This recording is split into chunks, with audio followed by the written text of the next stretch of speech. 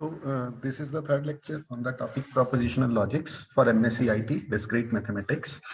In this video lecture, we will discuss how to make the truth tables for a proposition. On your screen, you can notice that you have a proposition in which you have three variables P, Q, R. You have a compound proposition of the three propositions P, Q, R, and you have to write down its truth table. Firstly, because you have three propositions P, Q, R, three variables. So how to make their true, false combinations? So one thing you have to notice about here is that if you have, because you have only two possibilities, either a statement is true or a statement is false, and now you have three propositions for either true or false, P, Q, R. So total number of combinations will be 2 raised to power 3. The formula is total number of combinations are always will be 2 raised to power the number of the variables. So number of variables are 3. So 2 raised to power 3, which is 8. So you will have 8 possible combinations of the true and false for all these three propositions. So let us learn how to make these three combinations. Firstly, for the proposition P, write 4 times true and 4 times false. Total 8 combinations ਅਸੀਂ ਬਣਾਉਣੇ ਸੀਗੇ ਤਾਂ 8 ਦੇ ਵਿੱਚੋਂ ਅਸੀਂ 4 ਵਾਰ ਉਰੇ P ਦੇ ਵਿੱਚ ਟਰੂ ਲਿਖਾਂਗੇ ਔਰ 4 ਵਾਰ ਅਸੀਂ ਉਰੇ ਲਿਖਾਂਗੇ ਫਾਲਸ। ਫਿਰ Q ਦੇ ਲਈ ਕੀ ਕਰਨਾ ਹੈਗਾ, 2 ਵਾਰ ਟਰੂ 2 ਵਾਰ ਫਾਲਸ। P ਦੇ ਵਿੱਚ ਕੀ ਕੀਤਾ ਸੀ, 4 ਵਾਰ ਟਰੂ 4 ਵਾਰ ਫਾਲਸ। ਇਸ ਦੇ ਵਿੱਚ 2 ਵਾਰ ਟਰੂ 2 ਵਾਰ ਫਾਲਸ। ਫਿਰ ਜਦੋਂ ਨਾਲ R ਵੀ ਇਹਦੇ ਅਟੈਚ ਕਰਨਾ ਹੈਗਾ ਤਾਂ ਉਹਦੇ ਵਿੱਚ ਇੱਕ ਟਰੂ ਇੱਕ ਫਾਲਸ, ਇੱਕ ਟਰੂ ਇੱਕ ਫਾਲਸ। ਤਾਂ ਇਸ ਤਰ੍ਹਾਂ ਤੁਸੀਂ ਦੇਖ ਸਕਦੇ ਹੋ ਇਹ 8 ਦੇ 8 ਪੋਸਿਬਿਲਿਟੀਜ਼ ਆਪਣੇ ਕੋਲ 8 ਦੇ 8 possible combinations construct ਹੋ ਜਾਣਗੇ। So you can see here, this is the case when all the three propositions are true. This is the case when P and Q are true and R is false. This is the case when Q is false and P and R are true. So ਇਸ ਤਰ੍ਹਾਂ 8 ਦੀਆਂ 8 possibilities ਜਿਹੜੀਆਂ ਹੈ similarly others ਇਹ ਵੀ ਆਪਣੇ ਕੋਲ construct ਹੋਣਗੀਆਂ। Now how to make its truth table? Now let us learn it. Firstly, I am solving this statement, and in this statement you have P implies Q join R, Q disjunction R. So Q join R ਜਿਹੜਾ ਹੈ ਇਹ ਜਿਹੜਾ ਹੈ ਇਸ ਦੇ ਵਿੱਚ ਸਭ ਤੋਂ ਪਹਿਲਾਂ ਅਸੀਂ ਇਸ ਨੂੰ ਸਿੰਪਲੀਫਾਈ ਕਰਾਂਗੇ, ਇਸ ਤੋਂ ਬਾਅਦ ਫਿਰ ਅਸੀਂ P implies ਨਾਲ ਇਹਨੂੰ ਆਪਰੇਟ ਕਰਾਂਗੇ ਕਿਉਂਕਿ ਇਹ ਪਹਿਲਾਂ ਬ੍ਰੈਕਟ ਦੇ ਵਿੱਚ ਹੈਗੀ ਹੈ ਸਟੇਟਮੈਂਟ Q disjunction R ਜਿਹੜੀ ਹੈ। ਇਸ ਲਈ ਇਹਨੂੰ ਪਹਿਲਾਂ ਸਿੰਪਲੀਫਾਈ ਕੀਤਾ ਜਾਏਗਾ, ਇਹਦਾ ਟਰੁਥ ਟੇਬਲ ਕੰਸਟਰਕਟ ਕੀਤਾ ਜਾਏਗਾ। ਜੋ ਇਹਦਾ ਟਰੁਥ ਟੇਬਲ ਆ ਗਿਆ ਉਹਦੇ ਨਾਲ ਫਿਰ ਇੰਪਲੀਕੇਸ਼ਨ P ਨਾਲ ਅਸੀਂ ਲਗਾਵਾਂਗੇ। ਸੋ Q disjunction R ਦੇ ਲਈ ਅਸੀਂ ਆਲਰੇਡੀ ਪ੍ਰੀਵੀਅਸ ਲੈਕਚਰਸ ਜਿਹੜੇ ਹੈਗੇ ਪ੍ਰੋਪੋਜੀਸ਼ਨ ਲੌਜਿਕ 1 ਦੇ ਵਿੱਚ ਸਿੱਖਿਆ ਸੀਗਾ ਡਿਸਜੰਕਸ਼ਨ ਕਿਵੇਂ ਸੋਲਵ ਹੁੰਦੀ ਹੈ। its result will be false when both the inputs are false. So we are making the disjunction of Q and R here. So Q ਤੇ R ਦੇ ਵਿੱਚ ਜਦੋਂ ਦੋਵੇਂ ਇਨਪੁਟਸ ਆਪਣੇ ਕੋਲ ਫਾਲਸ ਹੋਣਗੇ ਤਾਂ ਇਹਦਾ ਆਨਸਰ ਫਾਲਸ ਆਏਗਾ, ਅਦਰਵਾਈਜ਼ ਇਹ ਟਰੂ ਹੀ ਹੋਏਗਾ। ਅਗਰ ਇੱਕ ਵੀ ਟਰੂ ਹੈ ਤਾਂ ਟਰੂ ਹੋਏਗਾ। ਸੋ ਤੁਸੀਂ ਦੇਖ ਸਕਦੇ ਹੋ ਟਰੂ ਟਰੂ ਸੀਗਾ ਪਹਿਲਾਂ ਤਾਂ ਟਰੂ ਆਇਆ, ਫਿਰ ਟਰੂ ਫਾਲਸ ਹੈ ਤਾਂ ਟਰੂ ਆਇਆ, ਫਾਲਸ ਟਰੂ ਹੈ ਤਾਂ ਵੀ ਟਰੂ ਆਏਗਾ। ਉਰੇ ਇੱਕ ਜਗ੍ਹਾ ਤੇ ਉਰੇ ਆਪਣੇ ਕੋਲ 2 ਵਾਰ ਫਾਲਸ ਹੈਗਾ ਤਾਂ ਇਸ ਦਾ ਆਨਸਰ ਫਾਲਸ ਆਇਆ, ਔਰ ਇੱਕ ਵਾਰ ਉਰੇ ਇਸ ਜਗ੍ਹਾ ਤੇ ਆਪਣੇ ਕੋਲ 2 ਵਾਰ ਫਾਲਸ ਹੈਗਾ ਤਾਂ ਉਰੇ ਫਾਲਸ ਆਇਆ। ਬਾਕੀ ਸਾਰਿਆਂ ਦੇ ਵਿੱਚ ਕਿਤੇ ਨਾ ਕਿਤੇ ਘੱਟੋ ਘੱਟ ਇੱਕ ਜਗ੍ਹਾ ਤੇ ਟਰੂ ਹੈਗਾ ਸੀ, ਸੋ ਦੈਟਸ ਵਾਈ ਇਹ ਸਾਰੇ ਟਰੂ ਆਏ। ਤਾਂ ਇਹ Q disjunction R ਜਿਹੜਾ ਹੈ ਇਹ ਅਸੀਂ ਫਾਈਂਡ ਆਊਟ ਕਰ ਲਿਆ।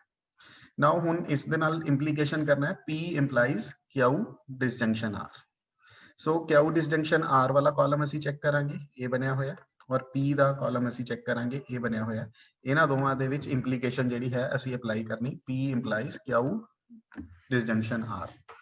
ਸੋ ਡਿਸਜੰਕਸ਼ਨ ਦੇ ਵਿੱਚ ਇਹ ਹੁੰਦਾ ਸੀਗਾ when you are given true and implication ਤੁਹਾਡੀ false ਹੋਵੇ then ਇਸ ਦਾ ਆਊਟਪੁੱਟ ਜਿਹੜਾ ਸੀ ਉਹ false ਹੁੰਦਾ ਸੀ, ਅਦਰਵਾਈਜ਼ ਇਹ ਸਾਰੇ ਕਿਤੇ true ਹੁੰਦਾ ਸੀ। ਸੋ ਲੈਟ ਅਸ ਸੀ ਕਿੱਥੇ ਕਿੱਥੇ ਇਹੋ ਜਿਹਾ ਕੰਬੀਨੇਸ਼ਨ ਹੈਗਾ ਇਹਨਾਂ ਦੋ ਕਾਲਮਸ ਦੇ ਵਿੱਚ, ਇੱਕ ਜਗ੍ਹਾ ਤੇ true ਹੋਵੇ ਔਰ ਦੂਜੀ ਜਗ੍ਹਾ ਤੇ ਫਿਰ ਉਹਦੀ ਇੰਪਲੀਕੇਸ਼ਨ false ਹੋਵੇ। ਆਹ ਵਾਲਾ ਕੰਬੀਨੇਸ਼ਨ ਹੈ true false। ਸੋ ਉਰੇ ਤੁਸੀਂ ਦੇਖ ਸਕਦੇ ਹੋ ਇਹਦਾ ਆਊਟਪੁੱਟ ਫਾਲਸ ਲਿਖਿਆ ਹੈਗਾ, ਬਾਕੀ ਹੋਰ ਕਿਤੇ ਵੀ ਨਹੀਂ ਹੈ ਕਿ ਪਹਿਲਾਂ ਟਰੂ ਔਰ ਫਿਰ ਫਾਲਸ, ਹੋਰ ਕਿਤੇ ਵੀ ਨਹੀਂ ਹੈ। ਤਾਂ ਇਸ ਦੇ ਵੀ ਤੁਸੀਂ ਦੇਖ ਸਕਦੇ ਹੋ ਟਰੂ ਐਂਡ ਟਰੂ ਹੈ ਤਾਂ ਟਰੂ ਆ ਗਿਆ, ਠੀਕ ਹੈ। ਟਰੂ ਇੰਪਲਾਈਜ਼ ਟਰੂ, ਇਹ ਵੀ ਟਰੂ ਹੋਏਗਾ। ਇਹ ਵੀ ਥਰਡ ਵਾਲਾ ਵੀ ਟਰੂ ਇੰਪਲਾਈਜ਼ ਟਰੂ, ਇਹ ਵੀ ਟਰੂ ਹੈਗਾ। ਇਹ ਫਾਲਸ ਅਸੀਂ ਆਲਰੇਡੀ ਦੱਸਤਾ, ਫਾਲਸ ਇੰਪਲਾਈਜ਼ ਟਰੂ, ਇਹ ਵੀ ਟਰੂ ਹੀ ਲਿਖਿਆ ਜਾਏਗਾ। ਫਾਲਸ ਇੰਪਲਾਈਜ਼ ਟਰੂ, ਇਹ ਵੀ ਟਰੂ ਲਿਖਿਆ ਜਾਏਗਾ। ਫਾਲਸ ਇੰਪਲਾਈਜ਼ ਟਰੂ, ਇਹ ਵੀ ਟਰੂ ਲਿਖਿਆ ਜਾਏਗਾ। ਫਾਲਸ ਇੰਪਲਾਈਜ਼ ਫਾਲਸ, ਇਹ ਵੀ ਟਰੂ ਲਿਖਿਆ ਜਾਏਗਾ। ਸੋ ਪ੍ਰੋਪੋਜੀਸ਼ਨ ਲੌਜਿਕ 2 ਦੇ ਵਿੱਚ ਇਹ ਇੰਪਲੀਕੇਸ਼ਨ ਮੈਂ ਸਾਰੀ ਐਕਸਪਲੇਨ ਵੀ ਕੀਤੀ ਸੀਗੀ ਕਿ ਕਿਵੇਂ P ਇੰਪਲਾਈਜ਼ Q ਦਾ ਤੁਸੀਂ ਟਰੂਥ ਟੇਬਲ ਕੰਸਟਰਕਟ ਕਰਨਾ ਹੁੰਦਾ ਤਾਂ ਉਸੇ ਅਕੋਰਡਿੰਗ ਇਹਨੂੰ ਅਸੀਂ ਕੰਸਟਰਕਟ ਕੀਤਾ ਹੈਗਾ P ਇੰਪਲੀਕੇਸ਼ਨ Q ਡਿਸਜੰਕਸ਼ਨ R। ਨਾਓ ਇਹ ਵਾਲੀ ਪ੍ਰੋਪੋਜੀਸ਼ਨ ਇਹ ਵਾਲਾ ਇੱਕ ਪਾਰਟ ਜਿਹੜਾ ਹੈ ਇਸ ਦਾ ਸੋਲਵ ਕਰ ਲਿਆ। ਹੁਣ ਇਹਨਾਂ ਦੋਵਾਂ ਦੇ ਵਿਚਾਲੇ ਹੈ ਕੰਜੰਕਸ਼ਨ, ਬਟ ਕੰਜੰਕਸ਼ਨ ਤੋਂ ਪਹਿਲਾਂ ਸਾਨੂੰ ਇਹ ਜਿਹੜਾ ਹੈ ਇਹ ਸੋਲਵ ਕਰਾਂਗੇ ਕਿਉਂਕਿ ਇਹਦਾ ਟਰੂਥ ਟੇਬਲ ਅਸੀਂ ਕੰਸਟਰਕਟ ਕਰ ਲਿਆ, ਫਿਰ ਇਹਦਾ ਕੰਸਟਰਕਟ ਹੋਊਗਾ, ਫਿਰ ਜੋ ਦੋਵਾਂ ਦਾ ਆ ਜਾਏਗਾ ਉਹਨਾਂ ਦਾ ਕੰਜੰਕਸ਼ਨ ਹੋਊਗਾ। ਸੋ ਇਸ ਸਟੇਟਮੈਂਟ ਦੇ ਵਿੱਚ ਪਹਿਲਾਂ ਅਸੀਂ ਅਗਰ ਨੋਟਿਸ ਕਰੀਏ ਵੀ ਹੈਵ ਨਿਗੇਸ਼ਨ R। ਨਿਗੇਸ਼ਨ R ਦਾ ਮਤਲਬ ਕੀ ਹੁੰਦਾ ਸੀਗਾ ਕਿ ਜੋ R ਦੇ ਵਿੱਚ ਜੇ ਕਿਤੇ ਟਰੂ ਹੈਗਾ ਤਾਂ ਉਹਨੂੰ ਆਪਾਂ ਫਾਲਸ ਬਣਾ ਦੇਣਾ ਔਰ ਜਿੱਥੇ ਫਾਲਸ ਹੈ ਉਹਨੂੰ ਆਪਾਂ ਟਰੂ ਬਣਾ ਦੇਣਾ। ਤਾਂ ਇਹ ਦੋ ਕਾਲਮਸ ਨੂੰ ਤੁਸੀਂ ਮੈਚ ਕਰੋ। ਜੇ ਉਰੇ R ਸੀਗਾ ਤਾਂ ਇਹਦਾ ਨਿਗੇਸ਼ਨ ਕੀਤਾ, ਇਸ ਦਾ ਨਿਗੇਸ਼ਨ ਕੀਤਾ R ਦਾ ਤਾਂ ਫਾਲਸ ਬਣ ਗਿਆ ਟਰੂ ਦਾ। ਇਹ ਉਰੇ ਫਾਲਸ ਸੀਗਾ ਤਾਂ ਉਰੇ ਟਰੂ ਬਣ ਗਿਆ, ਉਰੇ ਟਰੂ ਸੀਗਾ ਤਾਂ ਉਰੇ ਫਾਲਸ ਬਣ ਗਿਆ। ਤੁਸੀਂ ਦੇਖ ਸਕਦੇ ਹੋ ਜਸਟ ਚੇਂਜ ਕਰਤਾ, ਫਾਲਸ ਹੈ ਤਾਂ ਟਰੂ, ਟਰੂ ਹੈ ਤਾਂ ਫਾਲਸ, ਇਸ ਤਰ੍ਹਾਂ ਚੱਲਦਾ ਪਿਆ। ਸਿਮਿਲਰਲੀ ਫॉर ਅਦਰਸ ਤਾਂ ਨਿਗੇਸ਼ਨ R ਅਸੀਂ ਕੰਸਟਰਕਟ ਕਰ ਲਿਆ। ਨਾਓ ਹੁਣ ਕੀ ਕਰਨਾ ਹੈਗਾ, ਨਿਗੇਸ਼ਨ R ਦੇ ਨਾਲ P ਦੇ ਨਾਲ ਬਾਈ ਕੰਡੀਸ਼ਨਲ ਲਗਾਉਣਾ ਹੈਗਾ। ਸੋ ਅਗਲੇ ਸਟੈਪ ਦੇ ਵਿੱਚ P ਦੇ ਨਾਲ ਬਾਈ ਕੰਡੀਸ਼ਨਲ ਨਿਗੇਸ਼ਨ R ਅਗਲਾ ਕਾਲਮ ਅਸੀਂ ਕੰਸਟਰਕਟ ਕਰ ਰਹੇ ਹਾਂ। ਸੋ ਇਹ ਕਿਵੇਂ ਕੰਸਟਰਕਟ ਹੋਣਾ ਹੈ, ਬਾਈ ਕੰਡੀਸ਼ਨਲ ਦੇ ਵਿੱਚ ਇਹ ਹੁੰਦਾ ਸੀਗਾ ਕਿ ਟਰੂ ਫਾਲਸ ਹੋਏਗਾ ਤਾਂ ਵੀ ਫਾਲਸ ਹੈ ਔਰ ਅਗਰ ਫਾਲਸ ਟਰੂ ਹੋਏਗਾ ਤਾਂ ਵੀ ਫਾਲਸ ਹੈ। ਜੇ ਦੋਵੇਂ ਟਰੂ ਹੋਣਗੇ ਤਾਂ ਟਰੂ ਹੁੰਦਾ ਬਾਈ ਕੰਡੀਸ਼ਨਲ ਜਿਹੜਾ ਹੁੰਦਾ, ਠੀਕ ਹੈ। ਬਾਈ ਕੰਡੀਸ਼ਨਲ ਦੋਵੇਂ ਟਰੂ ਦੇ ਉੱਪਰ ਟਰੂ ਹੁੰਦਾ ਔਰ ਦੋਵੇਂ ਫਾਲਸ ਦੇ ਉੱਪਰ ਟਰੂ ਹੁੰਦਾ। ਤਾਂ ਬਾਈ ਕੰਡੀਸ਼ਨਲ ਦੇ ਵਿੱਚ ਇਹ ਕੰਡੀਸ਼ਨ ਸੀਗੀ ਸਾਡੇ।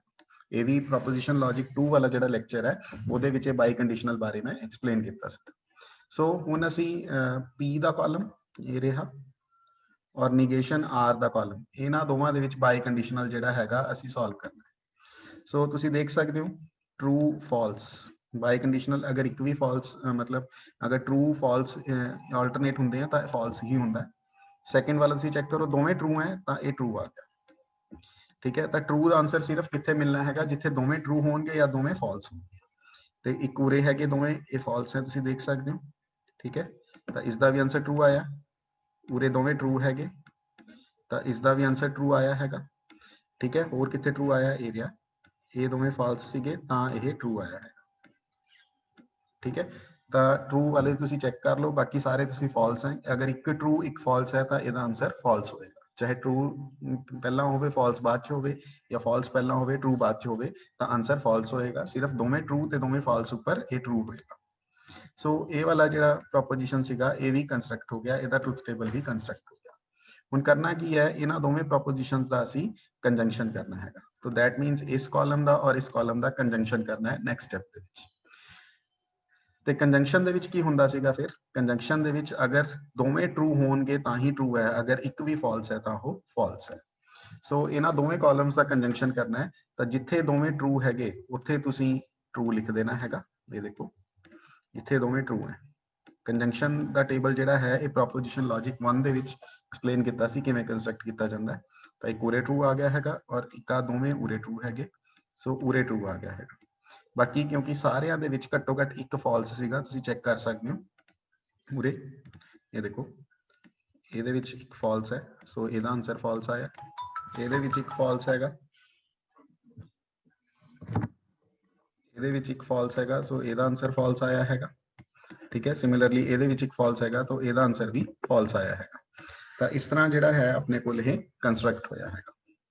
ਸੋ ਹੁਣ ਹੋਪ ਸੋ ਉਮੀਦ ਹੈ you will learn how to make the tables. So ਕੋਈ ਵੀ ਪ੍ਰੋਪੋਜੀਸ਼ਨ ਤੁਹਾਨੂੰ ਪੁੱਛੀ ਜਾ ਸਕਦੀ ਹੈ, ਉਸ ਦਾ ਟਰੂਥ ਟੇਬਲ ਕੰਸਟਰਕਟ ਕਰਨ ਨੂੰ ਪੁੱਛਿਆ ਜਾ ਸਕਦਾ ਹੈਗਾ। ਨਾਓ ਜਿਹੜੇ ਆਪਾਂ ਲਾਸਟ ਲੈਕਚਰ ਦੇ ਵਿੱਚ ਪ੍ਰੋਪੋਜੀਸ਼ਨ ਲੌਜਿਕਸ 2 ਲੈਕਚਰ ਦੇ ਵਿੱਚ ਪੜਿਆ ਸੀਗਾ ਲੌਜੀਕਲੀ ਇਕੁਇਵਲੈਂਸ, ਠੀਕ ਹੈ। ਤਾਂ ਕੋਈ ਵੀ ਦੋ ਆਪਣੇ ਕੋਲ ਜਿਹੜੀਆਂ ਪ੍ਰੋਪੋਜੀਸ਼ਨਸ ਹੁੰਦੀਆਂ ਉਹ ਲੌਜੀਕਲੀ ਇਕੁਇਵਲੈਂਟ ਤਾਂ ਮੰਨੀਆਂ ਜਾਂਦੀਆਂ ਜਦੋਂ ਦੋਵਾਂ ਦੇ ਟਰੂਥ ਟੇਬਲਸ ਜਿਹੜੇ ਹੈਗੇ ਨੇ, ਜੋ ਫਾਈਨਲ ਆਨਸਰਸ ਟਰੂਥ ਟੇਬਲ ਦੇ ਹੈਗੇ ਅਗਰ ਉਹ ਸੇਮ ਆਉਂਦੇ ਨੇ। ਤਾਂ ਹੁਣ ਅਸੀਂ ਡਿਸਟ੍ਰੀਬਿਊਟਿਵ ਲਾਅ ਜਿਹੜਾ ਹੈਗਾ ਉਸ ਦਾ ਜਿਹੜਾ ਹੈ ਲੌਜੀਕਲੀ ਇਕੁਇਵਲੈਂਸ ਉਹ ਪ੍ਰੂਵ ਕਰਨ ਲੱਗੇ ਆ। ਲੈਫਟ ਹੈਂਡ ਸਾਈਡ ਕਹਿੰਦੀ ਹੈ P disjunction Q conjunction R मीनस ये वाला जो डिसजंक्शन है वो कंजंक्शन के उपर डिस्ट्रीब्यूट हो सकता है। तो तुसीं देख सकते हो किवें डिस्ट्रीब्यूट होया। P ज्वाइन नूं असीं पहला Q नाल लिखिया, ये देखो लैफ्ट राइट साइड ते, फिर यही सेम P ज्वाइन नूं असीं R नाल लिखिया हैगा। P disjunction R, join and disjunction are the same things and ये जिहड़ा सीगा विच कंजंक्शन ये इन्हां दे इन बिटवीन आ गया। सो तुसी कह सकते हो कि जिहड़ी P प्रोपोजिशन है वो अपने कोल डिस्ट्रीब्यूट होगी Q एंड R दे ऊपर. So this is called distributive law, and we have to prove that these two statements are logically equivalent. This symbol suggests that they are logically equivalent. We have to prove this thing. So ਹੁਣੇ ਹੀ ਅਸੀਂ ਸਿੱਖਿਆ ਕਿ ਅਗਰ ਤਿੰਨ inputs ਹੋਣ ਤਾਂ ਉਹਦੇ ਲਈ ਟੋਟਲ ਕੰਬੀਨੇਸ਼ਨ ਕਿੰਨੇ ਬੰਨੇ 8 ਕੰਬੀਨੇਸ਼ਨ ਬੰਨੇ ਹੈਗੇ. ਸੋ ਜੋ ਟੇਬਲ ਦੇ ਕਾਲਮਸ ਹੋਣਗੇ ਉਹ ਇੱਕ ਵਾਰ ਤੁਹਾਡੀ ਸਕਰੀਨ ਦੇ ਉੱਪਰ ਮੈਂ ਲਿਖ ਦਿੱਤੇ ਹੈ P Q R, these are the inputs. Then firstly you will solve Q conjunction R. ठीक है, जो Q conjunction R ਦਾ ਟੇਬਲ ਆਏਗਾ ਫਿਰ ਉਹਦੀ P ਨਾਲ ਡਿਸਜੰਕਸ਼ਨ ਹੋ ਜਾਏਗੀ. ਫਿਰ ਰਾਈਟ ਹੈਂਡ ਸਾਈਡ ਨੂੰ ਸੋਲਵ ਕਰਨਾ ਹੈ ਤਾਂ ਰਾਈਟ ਹੈਂਡ ਸਾਈਡ 'ਚ ਪਹਿਲਾ ਹੈਗਾ P ਡਿਸਜੰਕਸ਼ਨ Q, ਇਹ ਸੋਲਵ ਹੋਏਗੀ. ਫਿਰ ਹੈ P ਡਿਸਜੰਕਸ਼ਨ R, ਇਹ ਸੋਲਵ ਹੋਏਗੀ. ਫਿਰ ਇਹਨਾਂ ਦੋਵਾਂ ਦੀ ਕੰਜੰਕਸ਼ਨ ਜਿਹੜੀ ਹੈ ਉਹ ਸੋਲਵ ਹੋ ਜਾਊਗੀ. ਠੀਕ ਹੈ, ਸੋ ਉਰੇ ਮੈਂ ਕਾਲਮ ਬਾਈ ਕਾਲਮ ਹੀ ਚੱਲਦਾ ਹੈਗਾ. ਸਪੋਜ਼ ਅਗਰ ਪਹਿਲਾਂ ਤਿੰਨੋਂ ਦੇ ਤਿੰਨੋਂ ਟਰੂ ਹੈ, all three are true, ਪਹਿਲਾ ਕੰਬੀਨੇਸ਼ਨ ਇਹ ਲਿੱਤਾ ਤਾਂ Q ਤੇ R ਦਾ ਕਰਨਾ ਹੈਗਾ. ਸੋ Q ਐਂਡ R ਦੋਵੇਂ ਟਰੂ ਹੈ ਤਾਂ ਇਹਦਾ ਆਨਸਰ ਟਰੂ ਹੀ ਆਏਗਾ. ਕੰਜੰਕਸ਼ਨ ਕਰਨਾ ਸੀਗਾ ਤੇ ਫਿਰ ਇਸ ਕੰਜੰਕਸ਼ਨ ਦਾ ਕਿਸ ਨਾਲ ਡਿਸਜੰਕਸ਼ਨ ਕਰਨਾ ਹੈ P ਨਾਲ, ਤਾਂ ਇਸ ਟਰੂ ਦਾ ਇਸ P ਦੇ ਇਸ ਪੋਸਿਬਿਲਿਟੀ ਨਾਲ ਡਿਸਜੰਕਸ਼ਨ ਕਰਨਾ ਹੈ. ਦੋਵੇਂ ਟਰੂ ਹੈ ਤਾਂ ਟਰੂ ਹੋਏਗਾ. ਡਿਸਜੰਕਸ਼ਨ ਦੇ ਵਿੱਚ ਇਹੀ ਹੁੰਦਾ ਸੀ ਅਗਰ ਇੱਕ ਵੀ ਟਰੂ ਹੈ ਤਾਂ ਟਰੂ ਹੋ ਜਾਊਗਾ. ਠੀਕ ਹੈ, ਫਿਰ ਇਸੇ ਤਰ੍ਹਾਂ ਇਹਨੂੰ ਸੋਲਵ ਕਰ ਲਿੱਤਾ ਜਾਵੇ P ਡਿਸਜੰਕਸ਼ਨ Q, ਤਾਂ ਦੋਵੇਂ ਟਰੂ ਹੈ ਵੀ ਟਰੂ ਹੋਏਗਾ. P ਡਿਸਜੰਕਸ਼ਨ R, ਠੀਕ ਹੈ, P ਤੇ R ਵਾਲੇ ਇਨਪੁਟਸ ਨੂੰ ਚੈੱਕ ਕਰਾਂਗੇ ਔਰ ਦੇਖਾਂਗੇ ਕੀ ਹੈਗਾ. P ਇਹ ਹੈ, R ਇਹ ਹੈ, ਦੋਵੇਂ ਟਰੂ ਹੈ ਤਾਂ ਇਹ ਵੀ ਟਰੂ ਆਏਗਾ. ਫਿਰ ਆ ਜਿਹੜੇ ਦੋਵੇਂ ਆਏ ਇਹਨਾਂ ਦਾ ਕੀ ਕਰਨਾ ਆਪਾਂ ਨੇ ਕੰਜੰਕਸ਼ਨ. ਕੰਜੰਕਸ਼ਨ ਦੇ ਵਿੱਚ ਕੀ ਹੁੰਦਾ ਜਦੋਂ ਦੋਵੇਂ ਟਰੂ ਹੁੰਦੇ ਆ ਤਾਂ ਹੀ ਟਰੂ ਹੁੰਦਾ, ਅਦਰਵਾਈਜ਼ ਇਹ ਫਾਲਸ ਹੁੰਦਾ. ਸੋ ਇਹ ਆਊਟਪੁੱਟ ਸਾਡੇ ਕੋਲ ਟਰੂ ਆ ਗਿਆ ਕਿਉਂਕਿ ਦੋਵੇਂ ਟਰੂ ਸੀਗੇ. ਤਾਂ ਮੈਚ ਕਰੀ ਜਾਣਾ ਹੈਗਾ. ਇਹ ਆਪਣੇ ਕੋਲ ਜੋ ਗਿਵਨ ਆਪਾਂ ਪ੍ਰੂਵ ਕਰਨਾ ਇਕੁਇਵਲੈਂਟ, ਉਸਦੀ ਇਹ ਲੈਫਟ ਸਾਈਡ ਹੈ ਔਰ ਇਹ ਇਸ ਦੀ ਰਾਈਟ ਸਾਈਡ ਹੈ. ਇਹ ਦੋਵੇਂ ਸੇਮ ਜਦੋਂ ਆਉਂਦੇ ਪਏ ਆ ਤਾਂ ਇਹਦਾ ਮਤਲਬ ਇਹ ਲੌਜੀਕਲੀ ਇਕੁਇਵਲੈਂਟ ਹੁੰਦੇ ਪਏ. ਜੇ ਸਾਰੇ 8 ਦੇ 8 ਕੰਬੀਨੇਸ਼ਨਸ ਵਾਸਤੇ ਸੇਮ ਹੀ ਚੱਲਣਗੇ, that means they are logically equivalent. ਸੋ ਅਗਲਾ ਕੰਬੀਨੇਸ਼ਨ P ਤੇ Q ਦੋਵੇਂ ਟਰੂ ਰੱਖ ਲਏ ਔਰ R ਆਪਣਾ ਫਾਲਸ ਰੱਖ ਲਿਆ ਹੈਗਾ. ਠੀਕ ਹੈ, ਸੋ P ਤੇ Q ਦੋਵੇਂ ਟਰੂ ਹੈ ਔਰ R ਫਾਲਸ ਹੈ ਤਾਂ ਪਹਿਲਾਂ Q ਕੰਜੰਕਸ਼ਨ R ਕਰਨਾ ਸੀ. Q ਕੰਜੰਕਸ਼ਨ R ਇੱਕ ਟਰੂ ਹੈ ਇੱਕ ਫਾਲਸ ਹੈ. ਕੰਜੰਕਸ਼ਨ ਦੇ ਵਿੱਚ ਜਦੋਂ ਦੋਵੇਂ ਟਰੂ ਹੁੰਦੇ ਆ ਉਦੋਂ ਹੀ ਟਰੂ ਹੁੰਦਾ, ਅਦਰਵਾਈਜ਼ ਫਾਲਸ ਹੁੰਦਾ. ਤੇ ਫਿਰ ਇਸ ਦਾ ਜੋ ਰਿਜ਼ਲਟ ਆਇਆ, ਜੋ ਇਸ ਦਾ ਰਿਜ਼ਲਟ ਆਇਆ ਇਹ ਇਸ ਦੀ ਅਸੀਂ ਡਿਸਜੰਕਸ਼ਨ ਕਰਨੀ ਹੈ P ਨਾਲ, ਇਹਦੇ ਨਾਲ, ਔਰ ਡਿਸਜੰਕਸ਼ਨ ਦੇ ਵਿੱਚ ਅਗਰ ਇੱਕ ਵੀ ਟਰੂ ਹੋਵੇ ਤਾਂ ਟਰੂ ਹੁੰਦਾ ਹੈ. ਸੋ ਆਨਸਰ ਇਹ ਟਰੂ ਆ ਗਿਆ. ਫਿਰ P ਡਿਸਜੰਕਸ਼ਨ Q ਕਰਨਾ ਹੈ. P ਤੇ Q ਇਹ ਰਹੇ, ਦੋਵੇਂ ਟਰੂ ਹੈ ਤਾਂ ਟਰੂ ਹੀ ਹੋਏਗਾ. ਡਿਸਜੰਕਸ਼ਨ ਦੇ ਵਿੱਚ ਅਗੇਨ ਮੈਂ ਉਹੀ ਗੱਲ ਰਿਪੀਟ ਕਰ ਰਿਹਾ, ਅਗਰ ਇੱਕ ਵੀ ਟਰੂ ਹੁੰਦਾ ਤਾਂ ਟਰੂ ਹੁੰਦਾ. ਸੋ P ਡਿਸਜੰਕਸ਼ਨ Q ਦਾ ਆਨਸਰ ਟਰੂ ਹੀ ਹੋਏਗਾ. ਫਿਰ P ਡਿਸਜੰਕਸ਼ਨ R, P ਤੇ R ਦਾ ਇੱਕ ਟਰੂ ਹੈ ਇੱਕ ਫਾਲਸ ਹੈ, ਅਗਰ ਇੱਕ ਵੀ ਟਰੂ ਹੈ ਤਾਂ ਇਹ ਟਰੂ ਹੋਏਗਾ. ਫਿਰ ਇਹਨਾਂ ਦੋਵਾਂ ਦਾ ਆਪਾਂ ਨੇ ਕੀ ਕਰਨਾ ਹੈਗਾ ਕੰਜੰਕਸ਼ਨ, ਤਾਂ ਦੋਵਾਂ ਦਾ ਕੰਜੰਕਸ਼ਨ ਦੋਵੇਂ ਟਰੂ ਹੈ ਤਾਂ ਆਬਵੀਅਸਲੀ ਫਿਰ ਟਰੂ ਹੀ ਹੋਏਗਾ. ਸੋ ਇਸ ਸਟੇਜ ਦੇ ਉੱਪਰ ਵੀ ਤੁਸੀਂ ਦੇਖ ਸਕਦੇ ਹੋ ਆ ਮੈਚ ਕੀਤਾ ਹੈਗਾ. ਜੋ ਆਪਣੇ ਕੋਲ ਲੈਫਟ ਸਾਈਡ ਦਾ ਆਊਟਪੁੱਟ ਹੈ, ਜੋ ਸਾਡੇ ਕੋਲ ਰਾਈਟ ਸਾਈਡ ਦਾ ਆਊਟਪੁੱਟ ਹੈ, they are same. Similarly moving for others also. ਠੀਕ ਹੈ, ਇਸ ਵਾਰ ਅਸੀਂ Q ਨੂੰ ਫਾਲਸ ਲੈ ਲਿਆ ਹੈਗਾ ਔਰ P ਐਂਡ R ਇਹ ਟਰੂ ਹੈਗੇ. ਤਾਂ ਫਿਰ Q ਐਂਡ R ਦਾ ਜਦੋਂ ਅਸੀਂ ਕੰਜੰਕਸ਼ਨ ਕਰਨਾ ਹੈਗਾ ਇਟ ਵਿਲ ਬੀ ਫਾਲਸ, ਕਿਉਂਕਿ ਅਗਰ ਇੱਕ ਵੀ ਫਾਲਸ ਹੁੰਦਾ ਤਾਂ ਫਾਲਸ ਹੁੰਦਾ ਕੰਜੰਕਸ਼ਨ ਦੇ ਵਿੱਚ. ਫਿਰ ਇਹਦਾ P ਨਾਲ ਅਸੀਂ ਡਿਸਜੰਕਸ਼ਨ ਕਰਾਂਗੇ ਇਸ ਦਾ, ਇਸ ਦੇ ਨਾਲ, ਤਾਂ ਡਿਸਜੰਕਸ਼ਨ ਦੇ ਵਿੱਚ ਅਗਰ ਇੱਕ ਵੀ ਟਰੂ ਹੈ ਤਾਂ ਟਰੂ ਹੋ ਜਾਏਗਾ.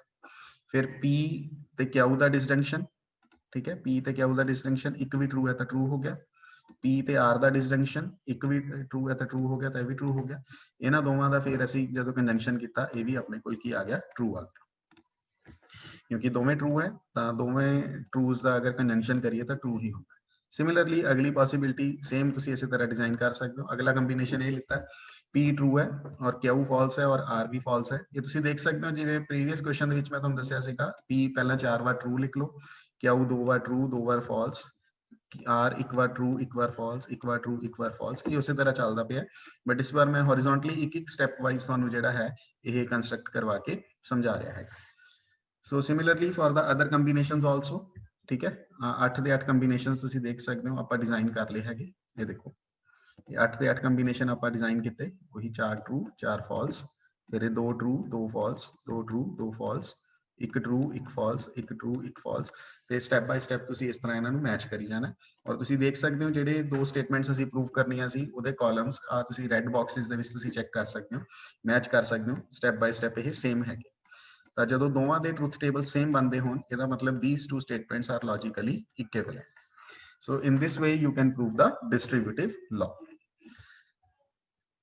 So similarly ਇਹਨਾਂ ਨੂੰ equivalent show ਕਰਨਾ ਹੈਗਾ next question ਦੇ ਵਿੱਚ P if and only if P by conditional ਕਿਉਂ if and only if ਜਿਸ ਨੂੰ ਅਸੀਂ ਬੋਲਦੇ ਹਾਂ ਇਹਨੂੰ equivalent show ਕਰਨਾ ਹੈ P implication ਕਿਉਂ conjunction ਕਿਉਂ implication P ਸੋ ਕਿਉਂਕਿ ਉਰੇ ਆਪਣੇ ਕੋਲ ਦੋ ਹੀ ਇਨਪੁਟਸ ਹੈ ਤੇ ਦੋ ਇਨਪੁਟਸ ਦੇ ਲਈ ਚਾਰ ਹੀ ਪੋਸਿਬਿਲਿਟੀਜ਼ ਹੁੰਦੀਆਂ ਦੋਵੇਂ ਟਰੂ ਠੀਕ ਹੈ ਫਿਰ ਇੱਕ ਟਰੂ ਇੱਕ ਫਾਲਸ ਪਹਿਲੀ ਫਾਲਸ ਦੂਸਰੀ ਟਰੂ ਫਿਰ ਇਹ ਦੋਨੇ ਤੇ ਦੋਨੇ ਫਾਲਸ ਸੋ ਸਟੈਪ ਬਾय ਸਟੈਪ ਚੱਲਦੇ ਹਾਂ ਫਿਰ ਅਗੇਨ ਪਹਿਲਾਂ ਅਗਰ ਦੋਵੇਂ ਟਰੂ ਹੈ ਅਗਰ ਦੋਵੇਂ ਟਰੂ ਹੈ ਤਾਂ ਇਹਨਾਂ ਦਾ ਡਬਲ ਇੰਪਲੀਕੇਸ਼ਨ ਜਿਹੜਾ ਹੁੰਦਾ ਹੈ ਬਾਈ ਕੰਡੀਸ਼ਨਲ ਜਿਹੜਾ ਹੁੰਦਾ ਹੈ ਪਹਿਲਾਂ ਵੀ ਐਕਸਪਲੇਨ ਕੀਤਾ ਹੈਗਾ ਬਾਈ ਕੰਡੀਸ਼ਨਲ ਦੋਵੇਂ ਟਰੂਸ ਦੇ ਉੱਪਰ ਵੀ ਟਰੂ ਹੁੰਦਾ ਹੈ ਦੋਵੇਂ ਫਾਲਸ ਦੇ ਉੱਪਰ ਵੀ ਟਰੂ ਹੁੰਦਾ ਹੈ ਅਦਰਵਾਈਜ਼ ਫਾਲਸ ਹੁੰਦਾ ਹੈ ਸੋ ਦੋਵੇਂ ਟਰੂ ਹੈ ਤਾਂ ਇਸ ਕਰਕੇ ਟਰੂ ਹੋ ਗਿਆ ਲੈਫਟ ਸਾਈਡ ਦਾ ਆਨਸਰ ਟਰੂ ਆਇਆ ਰਾਈਟ ਸਾਈਡ ਦੇ ਵਿੱਚ p ਇੰਪਲੀਕੇਸ਼ਨ ਕਿਆ ਹੋਇਆ true employees true is again true and ਕਿਉ ਇੰਪਲੀਕੇਸ਼ਨ p ਉਲਟਾ ਵੀ ਇਹਨੂੰ ਪੜ੍ਹ ਕੇ ਦੇਖੋ ਠੀਕ ਹੈ ਟਰੂ ਇੰਪਲਾਈਜ਼ ਟਰੂ ਇਹ ਵੀ ਟਰੂ ਹੋਏਗਾ ਔਰ ਇਹਨਾਂ ਦੋਵਾਂ ਦਾ ਫਿਰ ਕੰਜੰਕਸ਼ਨ ਕਰ ਦੇਣਾ ਹੈਗਾ ਸੋ ਟਰੂ ਤੇ ਟਰੂ ਦਾ ਕੰਜੰਕਸ਼ਨ ਅਗੇਨ ਟਰੂ ਹੀ ਹੁੰਦਾ ਫਿਰ ਇਸੇ ਤਰ੍ਹਾਂ ਇੱਕ ਟਰੂ ਇੱਕ ਫਾਲਸ ਜਦੋਂ ਲਿੱਤਾ ਤਾਂ ਬਾਈ ਕੰਡੀਸ਼ਨਲ ਦੇ ਵਿੱਚ ਅਗਰ ਇੱਕ ਟਰੂ ਇੱਕ ਫਾਲਸ ਹੋਵੇ ਤਾਂ ਫਾਲਸ ਹੁੰਦਾ ਹੈ ਸੋ ਇਹ ਫਾਲਸ ਆ ਗਿਆ p ਇੰਪਲਾਈਜ਼ ਕਿਆ ਹੋ ਟਰੂ ਇੰਪਲਾਈਜ਼ ਫਾਲਸ ਦਾ ਆਨਸਰ ਫਾਲਸ ਹੁੰਦਾ ਹੈਗਾ ਇੰਪਲੀਕੇਸ਼ਨ ਦੇ ਵਿੱਚ ਅਸੀਂ ਪੜਿਆ ਸੀਗਾ ਤੇ ਜਦੋਂ ਉਲਟਾ ਪੜਨਾ ਹੈਗਾ ਕਿਉ ਇੰਪਲਾਈਜ਼ p ਕਿਉ ਇੰਪਲਾਈਜ਼ p ਦਾ ਮਤਲਬ ਇਹਨੂੰ ਇਸ ਤਰ੍ਹਾਂ ਸਟੱਡੀ ਕਰਨਾ ਹੁੰਦਾ ਹੈ ਫਾਲਸ ਇੰਪਲਾਈਜ਼ ਟਰੂ ਬਟ ਇਹ ਟਰੂ ਹੋਏਗਾ ਤੇ ਕੰਜੰਕਸ਼ਨ ਕੀ ਹੁੰਦਾ ਅਗਰ ਇੱਕ ਇਹਨਾਂ ਦੋਵਾਂ ਦਾ ਕਿਉਂਕਿ ਹੁਣ ਕੰਜੰਕਸ਼ਨ ਕਰਨਾ ਅਗਲੇ ਕਾਲਮ 'ਚ ਤੇ ਕੰਜੰਕਸ਼ਨ ਦੇ ਵਿੱਚ ਅਗਰ ਇੱਕ ਵੀ ਫਾਲਸ ਹੋਵੇ ਤਾਂ ਫਾਲਸ ਹੁੰਦਾ ਹੈ ਫਿਰ ਸਿਮਿਲਰਲੀ ਇੱਕ ਫਾਲਸ ਇੱਕ ਟਰੂ ਇਹ ਵਾਲਾ ਲੈ ਲਿਆ ਇਹਨਾਂ ਦੋਵਾਂ ਦਾ ਇੰਪਲੀਕੇਸ਼ਨ ਅਗੇਨ ਬਾਈ ਕੰਡੀਸ਼ਨਲ ਜਿਹੜਾ ਹੈਗਾ ਉਹ ਫਾਲਸ ਹੋਏਗਾ p ਇੰਪਲਾਈਜ਼ ਕਿਉ ਕਰਨਾ ਫਾਲਸ ਇੰਪਲਾਈਜ਼ ਟਰੂ ਠੀਕ ਹੈ it will be true but ਜਦੋਂ ਕਿਉ ਇੰਪਲਾਈਜ਼ p ਕਰਨਾ ਉਲਟਾ ਕਰਨਾ true employees false it will be false ਤੇ ਇਹਨਾਂ ਦੋਵਾਂ ਦਾ ਕੰਜੰਕਸ਼ਨ ਫਾਲਸ ਹੋਏਗਾ ਤਾਂ ਆ ਵੀ ਤੁਸੀਂ ਦੇਖ ਸਕਦੇ ਹੋ ਸਟੈਪ ਬਾਈ ਸਟੈਪ ਇਹ ਸੇਮ ਚੱਲਦਾ ਪਿਆ ਐਂਡ ਅਗਰ ਦੋਵੇਂ ਫਾਲਸ ਹੈ ਤਾਂ ਡਬਲ ਇੰਪਲੀਕੇਸ਼ਨ ਜਿਹੜਾ ਹੁੰਦਾ ਹੈ ਬਾਈ ਕੰਡੀਸ਼ਨਲ ਜਿਹੜਾ ਹੁੰਦਾ ਉਹ ਟਰੂ ਹੁੰਦਾ ਤੇ p ਇੰਪਲਾਈਜ਼ ਕਿਉ ਫਾਲਸ ਇੰਪਲਾਈਜ਼ ਫਾਲਸ ਟਰੂ ਹੁੰਦਾ ਹੈ ਔਰ ਕਿਉ ਇੰਪਲਾਈਜ਼ p ਇਹ ਵੀ ਆਪਣੇ ਕੋਲ ਫਾਲਸ ਇੰਪਲਾਈਜ਼ ਫਾਲਸ ਬਣਿਆ ਇਹ ਵੀ ਟਰੂ ਹੁੰਦਾ ਹੈ ਔਰ ਇਹਨਾਂ ਦੋਵਾਂ ਦਾ ਕੰਜੰਕਸ਼ਨ ਟਰੂ ਆਏਗਾ ਔਰ ਇਹ ਵੀ ਤੁਸੀਂ ਦੇਖ ਸਕਦੇ ਹੋ ਸੇਮ ਸੋ ਇਟ ਮੀਨਸ ਇਹ ਦੋ ਸਟੇਟਮੈਂਟਸ ਵੀ ਕੀ ਹੋ ਗਈਆਂ ਲੌਜੀਕਲੀ ਇਕੁਇਵਲੈਂਟ ਹੋ ਗਈਆਂ ਤਾਂ ਇਸ ਤਰ੍ਹਾਂ ਅਸੀਂ ਇਹਨਾਂ ਨੂੰ ਪ੍ਰੂਫ ਕਰ ਲਿਆ ਕਰਨਾ ਹੈਗਾ and we call this by conditional ਇਕੁਇਵਲੈਂਸ ਕਿਉਂਕਿ ਇਹ ਦੋਵੇਂ ਕਾਲਮਸ ਜਿਨ੍ਹਾਂ ਤੇ ਐਰੋਜ਼ ਤੁਸੀਂ ਲਗਾਏ ਆ ਦੇਖ ਸਕਦੇ ਹੋ ਦੋਵੇਂ ਸੇਮ ਆ ਰਹੇ ਹਨ so this is called by conditional equivalence or you can say these two statements are logically equivalent